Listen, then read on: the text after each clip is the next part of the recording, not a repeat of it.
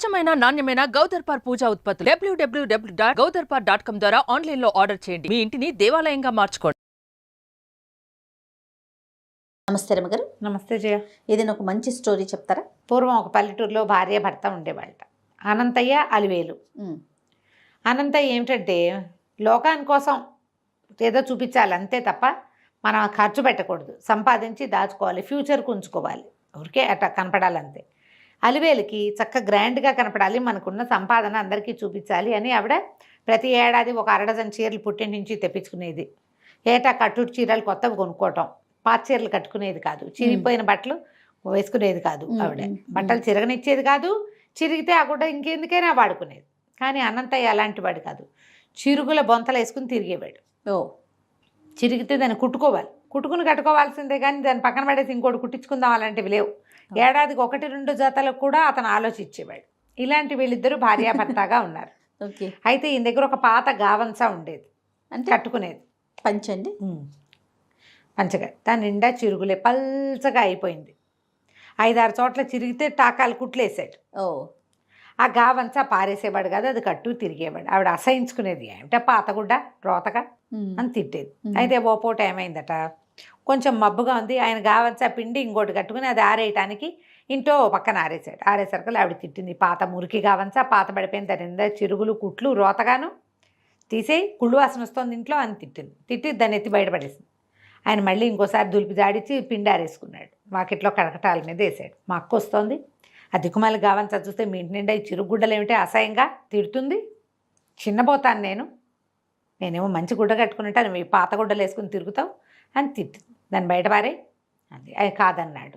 ఈ లోపల ఆవిడ గుర్తొచ్చింది, ఆ పూసల సంచి, ఆవిడకి ఒక పూసల హ్యాండ్ బ్యాగ్ ఒకటి ఉంది, పూసల సంచి. అక్క ఆవిడ ఎక్కడికైనా సంతకి వాటికి వెళ్ళటానికి అవసరం ఉంది, సంచిలో పూసలు కొన్ని ఊడిపోయి తెగింది, నువ్వు కాస్త పట్నం పక్కనున్న ఊరు, వీళ్ళది పల్లెటూరు, పట్నాన్ని తీసుకెళ్ళి దీన్ని అల్లించుకురా మా అక్కయ్య వచ్చే సమయానికి అని చెప్పింది. చెప్తే ఆయన ఇప్పుడు కాదన్నాడు. కాదని ఆయన దారిని ఆయన ఎట్టో పోయేసరికల్లా ఆవిడ ఏం చేస్తుంది, రేపు తీసుకెళ్తాలే అన్నాడు. సంచిని చిలక్కొయ్యకి తగిలిచ్చింది. ఇంతలో ఏమైంది, ఆయన బయటికి వెళ్ళిపోతే ఒక ముష్టివాడు ఒక అతను వచ్చాడు, బిచ్చగాడు. అమ్మ, ముష్టివాడు బిచ్చగాడు తప్పు పదాలు కావు, తెలుగు పదాలు. ఇంగ్లీష్లో మీరు బెగ్గర్ అంటారు, దాన్ని తెలుగులో ముష్టివాడు లేదా బిచ్చగాడు అనొచ్చు, అవి తప్పు కాదు. ఇలా ఎందుకు పదాలు వాడారు లాంటివి అడగండి, మీకు తెలుగు రాకపోతే దయచేసి నేర్చుకోండి. తెలుగు పదం తిట్టు కాదు, అది అలా అయిపోయిందండి, చేసుకుంటున్నాం దాన్ని మీరు తిట్టు అనుకుంటారు అలా వాడి కానీ తిట్టు కాదు, పర్ఫెక్ట్ తెలుగు పదం. రైట్.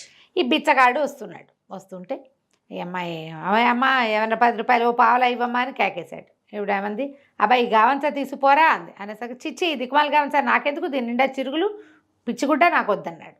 అనేసరికల్లా ఓ పావలా ఇస్తాను, 1/2 రూపాయి ఇస్తే తీసిపో అంటే ఒక 1/2 రూపాయి చేతిలో పెట్టి ఆ పాత గావంసా వాడికి ఇచ్చేసి, వాడు ఆ గావంసాన్ని 2 మడతలేసి భుజాన్ని వేసుకున్నాడు.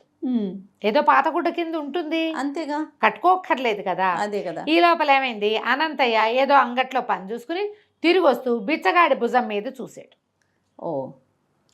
చూసేసరికల్లా కేకలు పెట్టాడు, రే ఎవడరా నువ్వు, నా అంగస్త్రం నా గావంసా నువ్వు పట్టుకుపోతున్నావు, ఎక్కడిదిరా నీకు ఇది, మా వాకిట్లో నుంచి కుంటసేవా అనేసరికల్లా అతను అన్నాడు, నా మీద చెయ్యేస్తే మర్యాదగా ఉండదు, ఇంట్లో ఉన్న ఆవిడే పారేసింది నా మీద, అయినా ముష్టడికి ఇచ్చిన గావంసా కోసం అడుగుతామేంటయ్యా పాప అని కసిరేశాడు. ఇంకేం చేయాలో తెలియలే, ఆ గావంసా కావాలి ఆయనకి. సరే తీరా ఇంటికి వెళ్ళేసరికల్లా భార్య ఏదో పని చేసుకుంటోంది, పక్కింట్లోకి వెళ్ళి ఇతను ఏం చేశాడు, ఆ గావంసా ఎలాగైనా తెచ్చుకోవాలి. పట్నం వెళ్ళి పూసలు అల్లించుకురమ్మందిగా, అక్కడున్న పూసల సంచిని భుజానేసుకున్నాడు. వేసుకుని ఈ ముష్టి బిచ్చగాడు ఎక్కడుంటాడో వెతుక్కుంటూ వెళ్ళాడు. ఈ బిచ్చగాడు ఎక్కడుంటాడు, ఊరి చివర ఒక మర్రి చెట్టు అక్కడ ఉంటారు, అక్కడికి వెళ్ళాడు. దగ్గరికి వెళ్ళేసరికి ఆ బిచ్చగాడికి ఒక గుడ్డి భార్య ఉంది, అందురాలు. ఆవిడకి ఏమిటి శబ్దం వినపడితే వెంటనే తెలిసిపోతుంది. వాళ్ళ కళ్ళు పని చేయకపోతే చెవులు బాగా పనిచేస్తాయి. చేతిలో ఇంత పొడుగా అటు సన్నటి చువ్వలాంటి ఒక ఏమంటారు దాన్ని, ఈత రెబ్బ లాంటిది ఒకటి ఉంది. ఈత కొమ్మలు ఉంటాయి కదా, అవి ఏంటంటే కొస పట్టుకుంటే కొస భలే చురుగ్గా తగులుతుంది. ఆ కర్ర పెట్టి ఒక్కటి వేసింది, దీన్ని వేసేసరికి అమ్మో అన్నాడు, ఎవడరా నువ్వు, సామాన్లు లాక్కెళ్ళిపోతానికి వస్తావా, మరి ఎవరైనా దొంగలు, ముష్టి వాళ్ళ దగ్గర కూడా దొంగతనాలు చేసేవాళ్ళు ఉంటారు, వీళ్ళకంటే ముష్టిలో వీర ముష్టి చెప్పలేదు అరిచి కేకలు పెట్టి తిట్టింది. ఆ కర్ర జలిపిస్తోంది. ఇట్లా అంటుంటే కర్ర సురుక్కుమని తగులుతుంది. ఈతకర్ర భలే తగులుతుంది, ఇతరమ్మ భలే భలే చురుగ్గా తగులుతుంది. ఉంటుంది. అక్కడి నుంచి ఇతను అన్నాడు, మీ ఆయన ఏడమ్మా అన్నాడు. మా ఆయన వస్తాడు, కాసేపట్లో వస్తాడు, చీకటి పడ్డాకరా వెళ్ళు, ఇక్కడి నుంచి వెళ్ళిపో, సామాన్లు ఉన్నాయి, బోల్డ్ సామాన్లు, మా సంపద అని అరిచి కేకలు పెట్టింది. ఈయన ఏం చేశాడు, సరేనండి దూరంగా నడిచిపోయినట్టు వెళ్ళి ఆవిడకి తెలియకుండా చెట్టు వెనకాల నుంచి వచ్చి మర్రి చెట్టు మీద ఎక్కి కూర్చున్నాడు. చెట్టు కింద కూర్చుంది అమ్మాయి. కాసేపట్లో చీకటి పడుతుండగా ఆ ముష్టి ఆయన వచ్చాడు. వచ్చేసరికల్లా ఏమేంటే ఎవరో వచ్చారయ్యా అంది. అన్నాక ఏం తెచ్చావంది. ఏదో తెచ్చానులే, ఎవడో ఒక ఆవిడ చిరుగుల బొంత ఒకటి ఇచ్చింది, మరి ₹1 ఇచ్చిందిలే అని చెప్పి అది ఆ గావంచ ఆవిడ చేతులు పెట్టాడు. ఈవిడేం చేసింది, వాళ్ళ దగ్గర ఒక మాసిపోయిన సంచి ఉంది, దాని నిండా ఏవో గుడ్డముక్కలు కుక్కున్నాయి. ఆ గావంచాన్ని అందులో కుక్కేసింది. కుక్కేసరికల్లా ఈయన సంచి పుచ్చుకొని పైన కూర్చున్నాడు. ఈ బిచ్చగాడేమో పడుకుని నిద్రపోయాడు. ఆవిడ పడుకుంది. కొంచెం చీకటి పడేసరికల్లా ఇద్దరు ఆ మగవాళ్ళు వచ్చారు అక్కడికి. వాళ్ళు ఏం చేశారు, చేతిలో ఏదో వస్తువు ఉంది, ఎవరన్నా చూస్తున్నారని అటు ఇటు చూసి ఎవరు లేరు, వీడు నిద్రపోతున్నాడు, దానికి కళ్ళు కనపడదు, నిద్రపోయింది. ఇప్పట్లో వీళ్ళు ఈ సంచిని ముట్టుకోరు. మళ్ళీ చలికాలం వచ్చేదాకా ఈ సంచి ఇలాగే ఉంటుంది, కొన్నాళ్ల పాటు ఎవరికీ తెలియకుండా ఇది ఇక్కడ ఉండిపోతుంది అని చెప్పి ఆ చేతిలో ఉన్నది ఏదో వస్తువుని ఆ సంచిలో కుక్కేశారు. ఏ సంచి, ఏ పర్టికులర్ సంచిలో అయితే ఇతని గావంచా పెట్టబడిందో అందులోనే పెట్టారు. పెట్టేసరికల్లా తనకు అనిపించింది, పాత గావంచాతో పాటు వీళ్ళెవరో ఇద్దరు దొంగలు ఎక్కడి నుంచో దొంగతనం చేసుకొచ్చారు, నేరం బయటపడకుండా ఉండేందుకు ఆ తెచ్చిన వస్తువుని ఇందులో పెట్టారు, ఎలాగైనా ఈ సంచి కొట్టేయాలి అని అనుకుని తెల్లవారేసరికల్లా వాళ్ళ దగ్గరికి వెళ్ళాడు. ఆ ముష్టి వాళ్ళ దగ్గరికి. అలుగుడ్డలకి చాలా ఇబ్బందిగా ఉంది, పాత గుడ్డల మూట ఏదైనా ఉంటే ఇవ్వమని అడిగాడు. అలుగుడ్డలంటే ఇంట్లో తుడిచే బట్టలు. ఇప్పుడు అలుగుడ్డ పదం మానేసాం మనం కదా, మనం వాటల్లో ఇదివరకు ఏం చేసేవాళ్ళు, బట్టని తడిపి ఈ తుడవడానికి, నేల తుడవడానికి మట్టిళ్ళు ఉండేవి కదా, పొయ్యి అవి తుడుచుకోవడానికి అలకటం, అలికే గుడ్డ.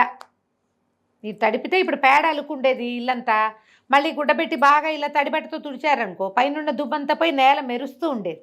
పేడ వచ్చేదండి? పేడ అంతా రాదు జయ, పేడలో కొంచెం మట్టి కలిపి అలికేవాడు. ఇల్లు అలికిన తర్వాత ఆ బట్ట పెట్టి తుడిస్తే పైన దుమ్మంతా వచ్చేస్తుంది, నున్నగా ఉండేవి.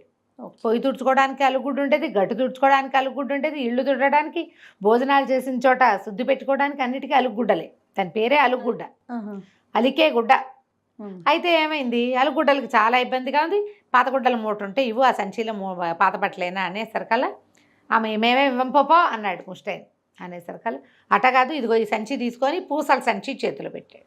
ఈ సంచి తీసుకుని ఆ మూట ఇవ్వమన్నాడు. అనేసరికల్లా ఇతను నేను ఇవ్వనన్నాడు. ఆయన ముష్టబ్బాయి ఇవ్వనన్నాడు. కానీ వాళ్ళ ఆవిడ ఏది ఆ సంచి అని పుచ్చుకుని సంచి ముట్టుకుని చూసి చక్కగా పూసలుగా ఉంది, దానికి ఏవో బటన్స్ ఉన్నాయి, బాగుంది, భుజాన్ని వేసుకోవడానికి బాగుంటుంది, ఊళ్ళో వెళ్ళినప్పుడు ఉపయోగపడుతుంది, ముష్టిగుడ్డలకి ఏముంది ఇచ్చేయి సంచి అని చెప్పేసి ఆ అలుగుడ్డల సంచిలాగా ఉన్న మూటని ఆయన చేతిలో పెట్టింది. ఈయన మూట పుచ్చుకొని వచ్చేసరికి అలా ఇంటికి వచ్చాడు.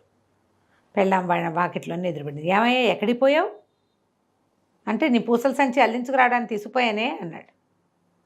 మా అక్క వచ్చేస్తుంది, ఇదేమిటి అదేదో తెచ్చావు అన్నాడు. నీ దిక్కుమాల సంచి ఇచ్చి ఈ గుడ్డల మూట పుచ్చుకొచ్చా అన్నాడు. అనగానే ఆవిడ తెగదిtti, నీకు బుద్ధి లేదా, పూసల సంచి ఇచ్చేస్తావా, నీకు కొంచెం కూడా ఆలోచించవా, నువ్వు రిపేర్ చేయించుకొస్తావని నీకు ఈ మాట చెప్పలేదు, నువ్వు నాకు చెప్పకుండా తీసుకుపోయావు, చంద్రహారం అతుకుడితే ఆ సంచిలో వేశానయ్యా, పట్నం వెళ్తావు పూసల సంచి రిపేర్ చేయించి, ఇంత బ్యాగ్ హ్యాండ్ బ్యాగ్ అదే కదా, ఆ సంచితో పాటు చంద్రహారం కూడా అతుకు పెట్టించుకొస్తావు, మా అక్క వస్తుంది పేరెంటాలకు వెళ్ళాలని నేను అందులో పెడితే అది ఇచ్చేసి వచ్చావంటే, కాదే ఏదో నగే మనకు దొరికిందని ఆ గుడ్డ మూటంతా ఊడదీసేసరికల్లా గుడ్డలోంచి అందులోంచి ఈయన పాత గావంచతో పాటు ఒక తెల్లటి గుడ్డలో చుట్టిన ఇంత పొడుగు కత్తి బయటపడింది. ఆ దొంగ వాళ్ళు పెట్టింది ఏమిటి అందులో, కత్తి, దాని నిండా రక్తపు మరకలు ఉన్నాయి. పాప అమ్మో అమ్మో అని ఆవిడ కేకలు పెట్టగానే చుట్టుపక్కల 2-3 చేరంగానే అనంత ఏదో కత్తి పుచ్చుకొచ్చాడని గ్రామాధికారికి వెళ్ళిపోయింది ఖబర్. అయ్యయ్యో, ఇంకేముంది, రక్షక భట్లు పరిగెత్తుకొచ్చారు. చంద్రహారం ఏమో వెళ్ళిపోయింది, ఈయనేమో పూసల సంచితో పోయింది, ఇంకా అది రాదు. వాళ్ళు వన్స్ అందులో వస్తువు ఉందని తెలుసుకున్నారా ఇంకా రానట్టు. ఈ చేయని నేరం నుంచి ఆ కత్తి తన ఇంట్లోకి ఎలా వచ్చిందో తెలియజేసి అందులోంచి బయటపడడానికి అనంతయ్యకి ఎంత డబ్బు వదిలిందో. వెధవ ఒక్క గావంచా వదిలిపెట్టడానికి ఆలోచించి ఇతను ఏమనుకున్నాడు, తన గావంచా కోసమే వచ్చాడు, కానీ అక్కడ ఉచితార్థం ఇంకోటి ఏదో వాళ్ళు పెట్టారు, నగాని నమ్మాడు. మనం కంటితో చూడని దాన్ని నమ్మచ్చు. అదే కదా. అది తెచ్చుకుని బంగారపు వస్తువులు ఇబ్బందులు పాలయ్యాడు. పోగొట్టుకున్నాడు. ఎప్పుడైనా సరే లోభం గూబల్లోకి తీస్తుంది ఎస్ కదా. ఖచ్చితంగా రమ్మగారు. లోభంగా పడకూడదు. ఒకవేళ వదిలేయాల్సి వస్తే వదిలేయండి, ఇంకోటి వస్తుందని నమ్మండి. కథ కంచికి మనం ఇంటికి. నమస్తే అండి. నమస్తే జీ.